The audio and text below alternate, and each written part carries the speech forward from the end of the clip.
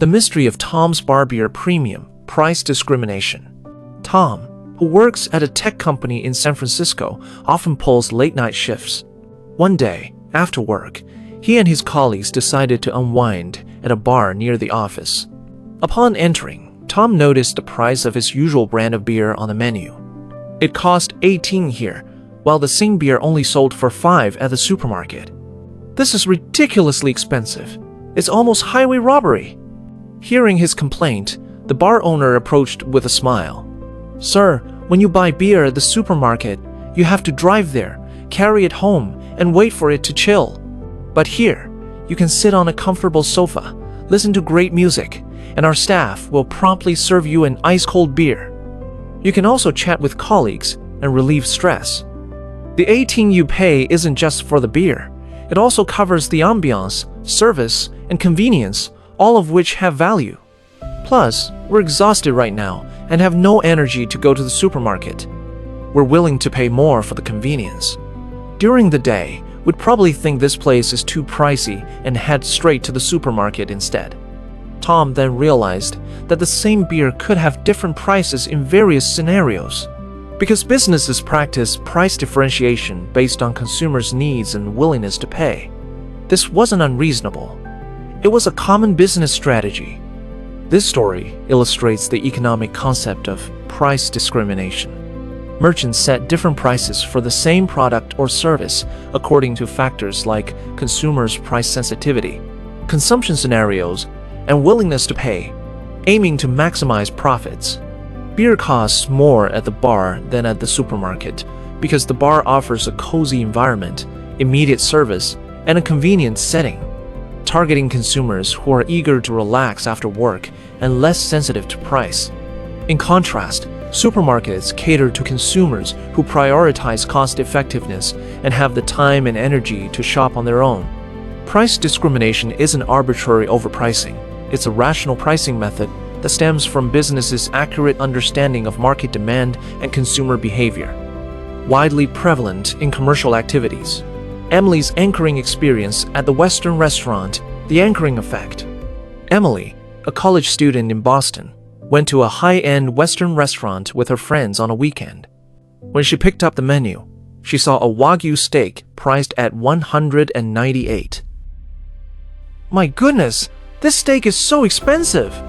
As she looked further down, she noticed that the prices of other steaks ranged from $50 to $80. For example, the filet mignon was $68, and the sirloin steak was $78. Compared to the $198 Wagyu steak, these steaks are such a great deal. After the meal, Emily chatted with a waiter. "Does anyone actually order the $198 Wagyu steak in your restaurant?" "Actually, very few people order this steak. Its main purpose is to serve as an anchor. When customers see the $198 steak and then look at the other steaks priced at just a few dozen dollars, they perceive them as inexpensive and are more likely to place an order. Many customers choose the other steaks because they think they offer better value for money after seeing the high-priced steak." Emily suddenly understood. So this high-priced steak is a benchmark. No wonder I thought the other steaks were such good bargains. I was anchored by it. Merchants are so clever. The sky-high-priced Wagyu steak in the story applies the anchoring effect in economics.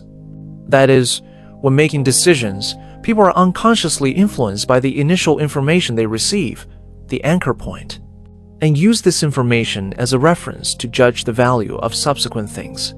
The Western restaurant uses the high-priced Wagyu steak as an anchor point, making consumers feel that other steaks have more reasonable prices and better value for money through comparison, thus stimulating consumers to make a purchase.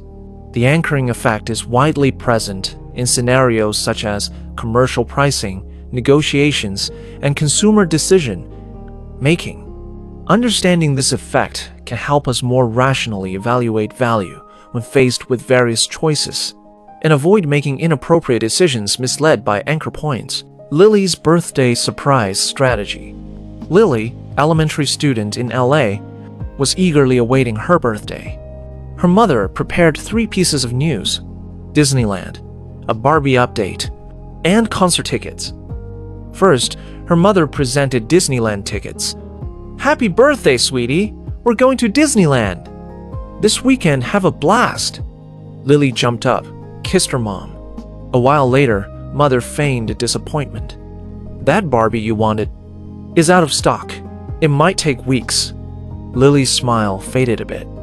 Just then, mother produced concert tickets. "But here's a bigger surprise. Your favorite singer next weekend." Lily instantly forgot Barbie, squealed. If mother started with bad news, Lily would surely tantrum. By sequential news, good, bad, good, she doubled happiness, minimized disappointment. This was strategic. Principle state: spread good news to compound joy.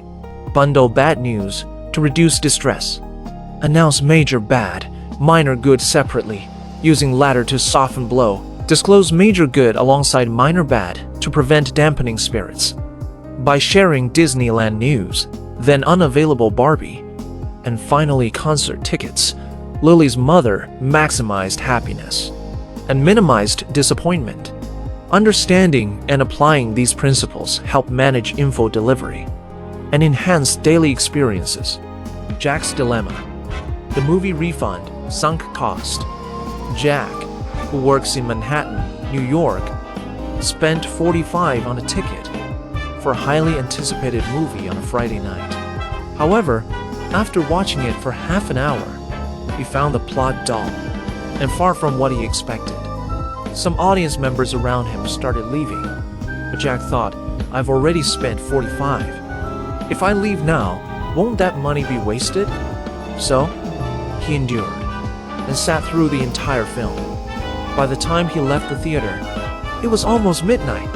Not only did he fail to enjoy himself, but he also missed out on a weekend dinner with friends. This story illustrates the principle of sunk cost, which refers to expenses that have already been incurred and cannot be recovered, such as Jack's $45 movie ticket. People often continue with unproductive activities because they're reluctant to let go of sunk costs, leading to additional losses, like the time Jack wasted and the missed dinner. For rational decision-making, one should ignore sunk costs and focus solely on future benefits. If the movie isn't enjoyable, leaving early would have been the better choice. Sophie's bread purchase dilemma. The law of diminishing marginal utility. Sophie, a housewife living on the outskirts of London, goes grocery shopping for. Store offered buy 3 get 1 free deal. Sophie thought it a bargain. She bought 4 loaves at once. On day 1, she relished fresh, delicious bread, so tasty. Bread at the supermarket. Next day, it still held up well. But by day 3, bread hardened.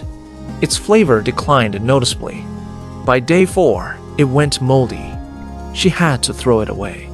Regretfully, Sophie lamented, "I should have just bought 2, used money for fresh fruits, and avoided this waste."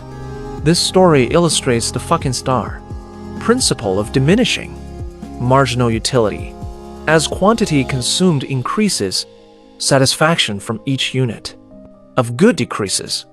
First loaf, highest satisfaction. Each loaf, utility diminished, until it became mere waste. Principle reminds consumers, buy based on actual needs, not just lured by discounts. Avoid waste by this law of diminishing marginal utility.